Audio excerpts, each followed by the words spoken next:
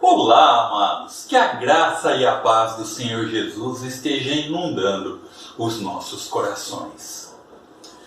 Eu quero compartilhar um texto da Palavra de Deus, um texto muito conhecido que se encontra em Mateus capítulo 5, versículos de 1 a 4, que diz assim a palavra do nosso Deus. Jesus, vendo a multidão, subiu em um monte e assentou-se. Aproximou-se dele os seus discípulos e, abrindo a boca, os ensinava, dizendo: Bem-aventurados os pobres de espírito, porque deles é o reino dos céus. Bem-aventurados os que choram, porque eles serão consolados. Vamos orar? Obrigado, meu Deus, por esse dia, pelas nossas vidas.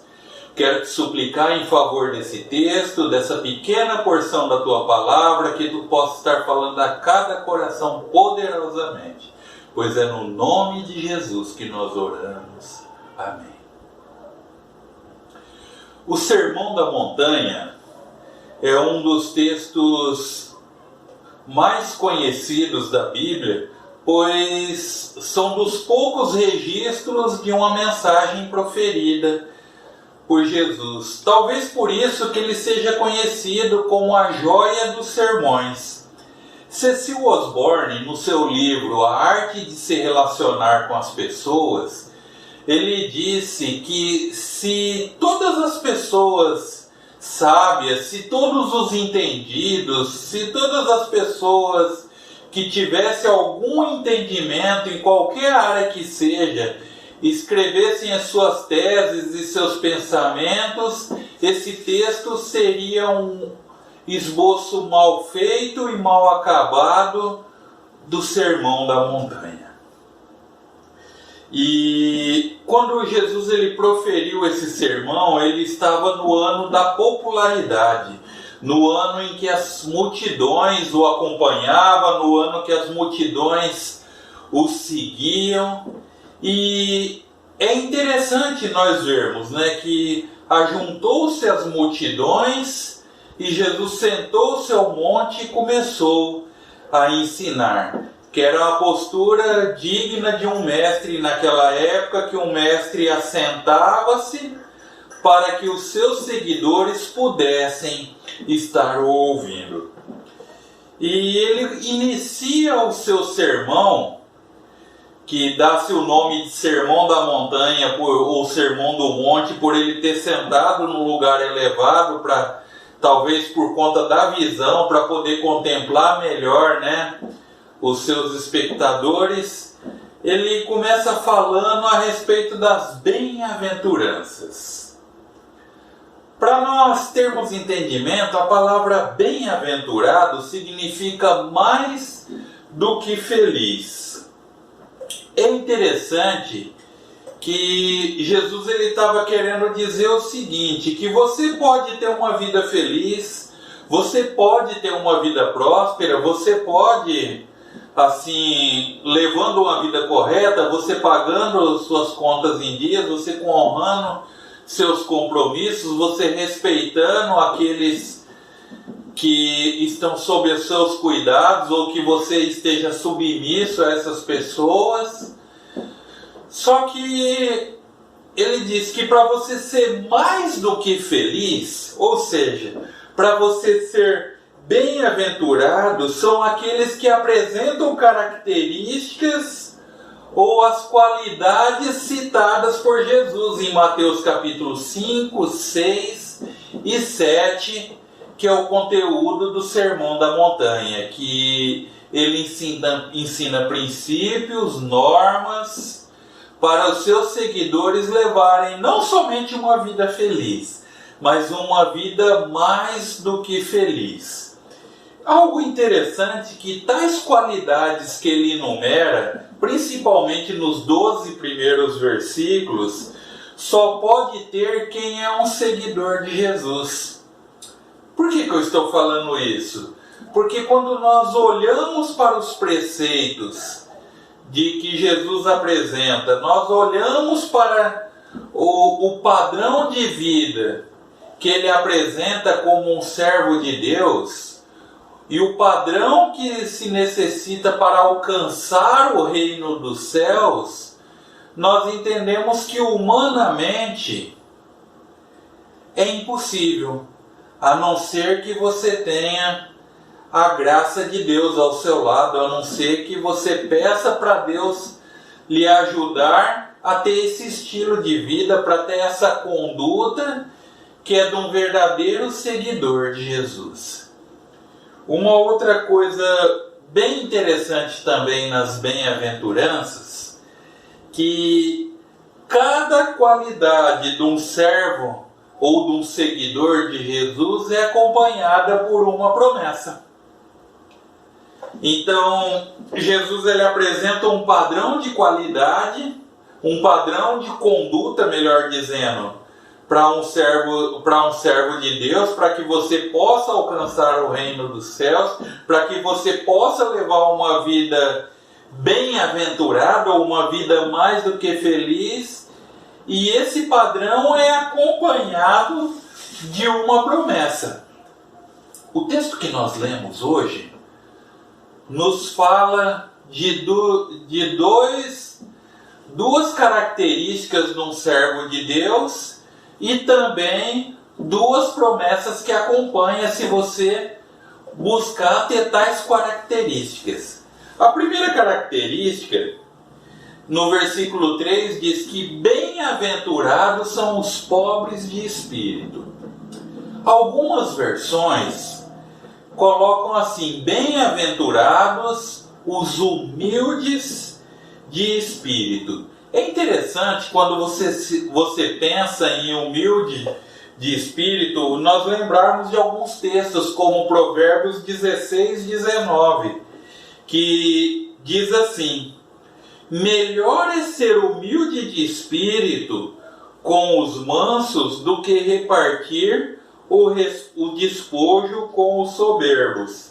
E ainda citando Provérbios 22, versículo 4, que diz assim: o galardão, ou seja, a recompensa dos humildes é o temor do Senhor, que são riquezas, honra e vida. Em outras palavras, Jesus estava dizendo que vale a pena você ter uma humildade de espírito, porque você ser humilde de espírito significa você ser espiritualmente necessitado de Deus. Ou seja, você reconhecer as suas limitações e entender que você precisa dia após dia da presença, do auxílio e da direção de Deus. Porque sem Deus nós não somos nada. Nós precisamos constantemente da ajuda, do discernimento, da proteção de Deus na nossa vida. E por isso que nós precisamos estar tendo essa característica, de estar tendo uma humildade de espírito. Porque a soberba não leva a nada. Tem muitas pessoas que se julgam autossuficientes, que acham que não precisam de nada e de ninguém. Só que basta vir a primeira dificuldade para elas entenderem que isso é uma inverdade. Isso não é uma realidade que essas pessoas têm vivenciado. Por isso que Jesus ele coloca que bem-aventurado os humildes de espírito, e veja bem a promessa contida nesse texto: porque deles é o reino dos céus. Quando você reconhece as suas limitações, você está reconhecendo que você precisa de Deus na sua vida. Então você já tem o reino dos céus garantido na sua vida. No versículo 4, tem um outro princípio deixado por Jesus que diz: feliz os que choram. Daí você pode estar pensando, mas Nelson, como que eu vou ser feliz? Ou melhor dizendo, como que eu vou ser mais do que feliz se eu for uma pessoa que chora? Se eu for uma pessoa que eu vivo chorando? Entenda, amados, não é isso que o texto está querendo dizer.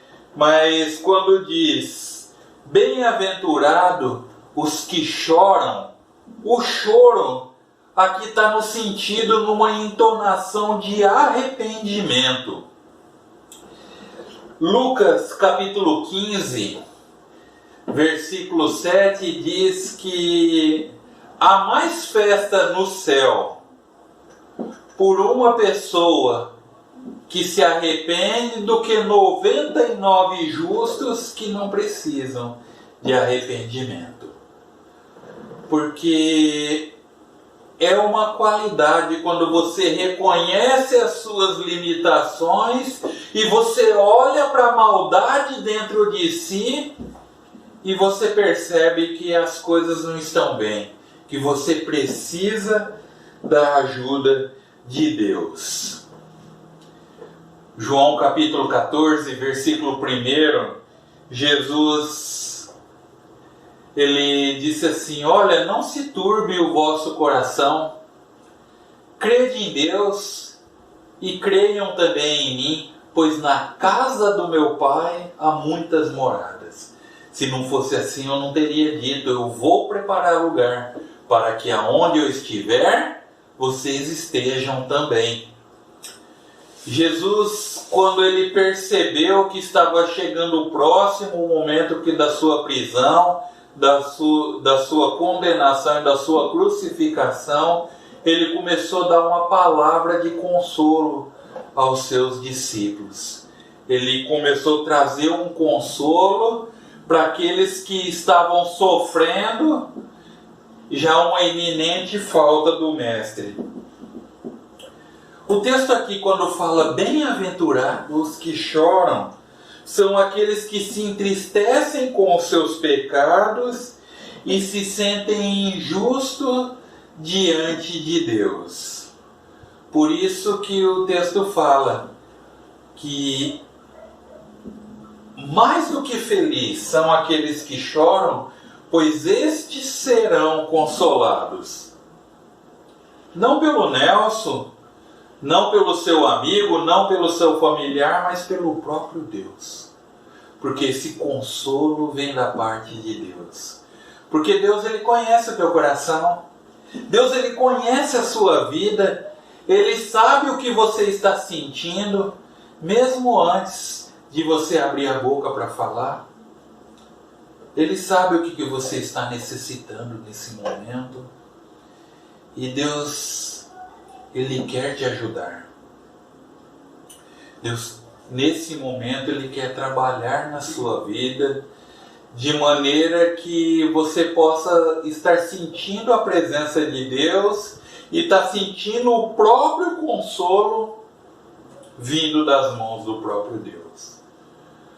Por isso que nós precisamos estar atentos nos preceitos de Deus, estar atento na sua palavra e começar a perguntar o que esses textos querem dizer para mim. Qual que é o tipo de ensinamento, qual que é o aprendizado que você tira de uma pequena porção da palavra de Deus? E lembrando que cada ensinamento vem acompanhado de uma promessa. É o Deus que cuida, é o Deus que consola, é o Deus que acompanha a sua vida. E nos momentos difíceis, que às vezes você não tem força para caminhar, Ele está te carregando nos braços. Que possamos estar refletindo a esse respeito e que nos seja o desejo do profundo do seu coração. Que você não tenha apenas uma vida feliz, mas que você leve uma vida mais do que feliz. Pois uma pessoa mais do que feliz, ela vive e acompanhem os preceitos e os padrões colocados por Deus. Vamos orar?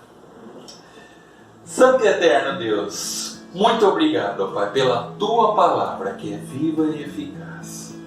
Abençoe, ó Pai, as nossas vidas, abençoe todos os que estão nos assistindo, que o Senhor possa estar falando poderosamente a cada coração, que o Senhor possa estar tocando profundamente daqueles que necessitam de um toque de amor do Senhor.